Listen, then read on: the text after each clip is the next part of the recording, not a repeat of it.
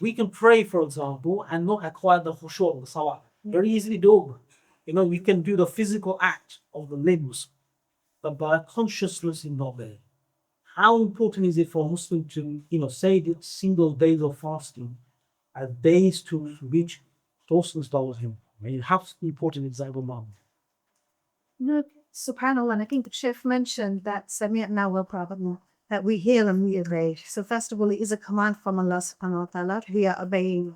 But when it comes to obeying, many of us are either born Muslims or we find Islam. Even when we're born Muslim, we're misguided, we find Islam, alhamdulillah.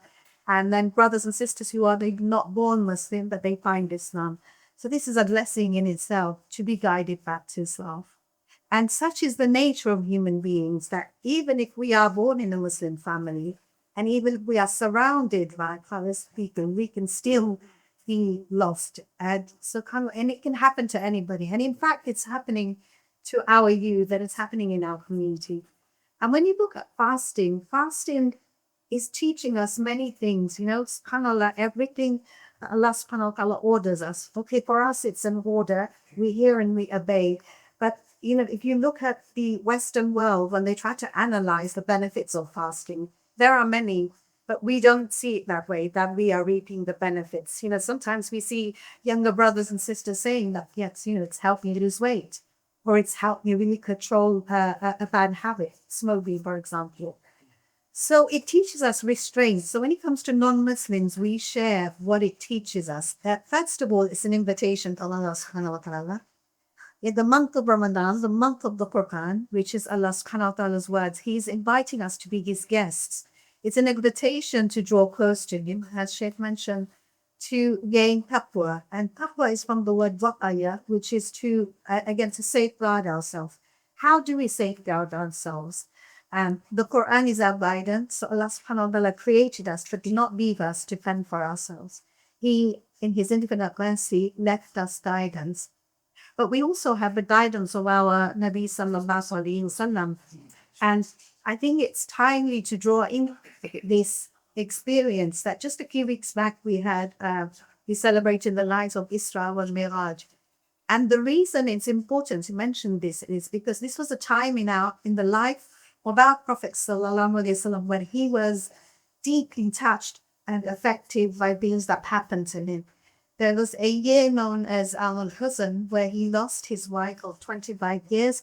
He lost his uncle who supported him during these difficult times, when he was leading the mission of conveying Islam. And subhanAllah, what we see is that our Nabi sallallahu alaihi wasallam was human like us. And this is the reason that Allah subhanahu wa ta'ala chose him as the best example for us. And he was gifted the night journey, and also gifted this journey into the heavens and to speak to Allah subhanahu wa ta'ala. But what we sometimes overlook is that he was gifted salah during this night. And salah and all the actions that we have, fasting and dua, is a lifeline for us. So as I mentioned, this is a time when Nabi sallallahu alaihi wasallam felt very alone, very dejected. And it was Allah subhanahu wa ta'ala's way of saying that I will not abandon you. You have salah to reach out to me 5 times a day. And subhanAllah, even salah itself is a blessing for us, because we know we were prescribed 50, and Allah subhanahu wa ta'ala told us that we would be rewarded 50 for 5 salah. And yet what's happened to us, it's human nature that we view salah as a burden. I remember growing up being called for salah, and perhaps there's something lacking in our education or our understanding. But when you would hear the call for salah, you'd hide, because you see it as a task to be done. Otherwise, you'd be in trouble with your parents. But subhanAllah, to discover the beauty of salah and why Allah subhanahu wa ta'ala gifted us this beautiful action, though we feel often that we're doing this for Allah subhanahu wa ta'ala, that we feel that we're benefiting Him somehow. But when you realize that salah is a lifeline, that when you experience the tests in life that Allah subhanahu wa ta'ala has told you for sure that you will experience in the Quran, throughout Surah Al-Baqarah and throughout the Quran, Allah subhanahu wa ta'ala actually tells us in Surah Al-Baqarah, He says, And he says that I will surely test you وَلَنَبْلُوَنَّكُمْ بِشَيْءٍ مِنَ الْخَوْفِ وَالْجُوعِ وَنَقْصٍ مِنَ الْأَمْوَالِ وَالْأَنفُسِ وَالثَّمَرَاتِ.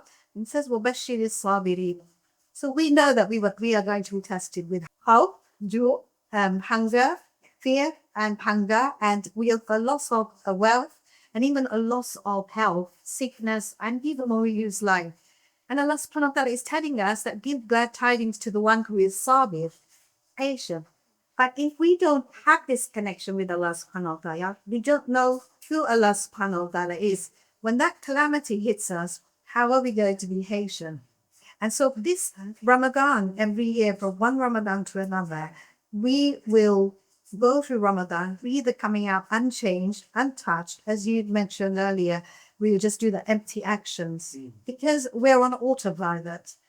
But when it comes to a calamity or, that moment in your life where you feel like you need support, then often that is the moment we find over. Suddenly we discover the beauty of Salah, Tahajjud, and how we plug into that and how that connection to Allah subhanahu wa ta'ala is what gives us that lifeline to keep us going. So Ramadan is an invitation not just for those brothers and sisters who have found Islam, but for those who have never discovered Islam. So as you mentioned, when we are observing Ramadan and we are observing the month of the Quran, in many ways, our charity, the tilawah of the Quran, many reverts, brothers and sisters have actually mentioned this when they've heard the Imam reciting. In fact, one sister that I spoke to, a Riva sister, she said she used to pass the masjid and hear the adhan and hear the recitation. And she said she just loved seeing the uniformity of Muslims coming together and congregating. And she said in her heart, she just desired that one day she would like to be part of something as big. And subhanAllah, she became Muslim. And so, you see, it's not just about us individually having that relationship with Allah subhanahu wa ta'ala, it's more than us. So you mentioned this is a duty for us to convey Islam, not just to Muslims who have lost their way, but also to the non-Muslims. And the way I can do that is, especially in the kind of environment we live in, is by example. So when somebody looks at me and sees my hijab and sees my behavior in community, in the society, at work, in school, at college, at universities, they don't see me as a person. They will point fingers at me and say, that is Islam, that is a Muslim, and that's how they are. And the moment I do something wrong, they will also take that and label me. So it's a duty and a call back to Allah subhanahu wa ta'ala, but a reminder also that we are not just here to protect ourselves individually. There's a reason that Allah subhanahu wa ta'ala made us an ummah. First of all, we are born in a family, then we are brought up in a community, and then of course there's a global ummah